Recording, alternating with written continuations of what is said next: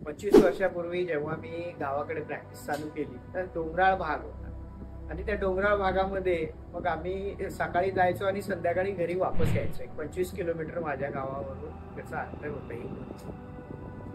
पण नवीन नवीन जात होतो, सकाळी जायचं संध्याकाळी यायचं. आणि मग लोक काय म्हणले की आता दिवाळी झाली, पाऊस संपला, मग आता तुम्ही काय करा, रात्री मुक्कामाला राहत जा.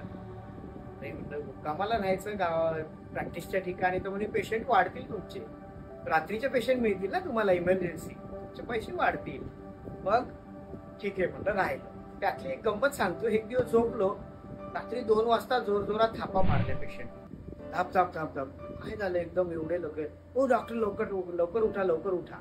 आणि मग 4 5 10 लोक आत घुसले आणि सगळ्यांचे डोके फुटलेले आणि रक्तबंबाळ झालेले लोक आणि काय काय बांधून आले. कोणी हळद टाकली, कोणी पानं बांधले, कोणी चहाची पत्ती, कोणी मध लावलेला. मग सगळ्यांच्या आधी जखमा साफ केल्या. 12 ते 15 पेशंट होते. जखमा साफ केल्यावर मला सगळ्यांना टाके मारावं लागले. ते टाके मारेपर्यंत मी 2 वाजता चालू केलेलं, 4 वाजले. 4 वाजले, हात बीत धुतलं, थोडं लाईट बंद करून झोपलो तर परत थाप मारली दारावर. ओ डॉक्टर डॉक्टर उठा उठा. म्हटलं अरे आताच 10-12 पेशंटला टाके मारले मी, परत कोण आलं. तर अगोदरचे जे लोक गेले होते ना, त्यांनी मारामारी केली होती गावामध्ये आणि एकमेकांचे डोके फोडले.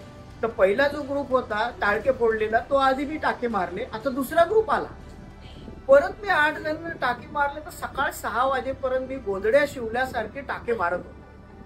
आणि हॉरिबल पहिला माझा दिवस होता की रात्रभर मी जागाच आणि माझ्याकडे अँटीसेप्टिक नाही, ग्लोव्ज नाही, काही नाही, नुसते गोंधळे शिवल्यासारखे मी टाके मारतो. आज 25 वर्ष झाले आणि दिवाळी झाली. या दिवाळीच्या सीझन मध्ये मला ती रात्र आठवते.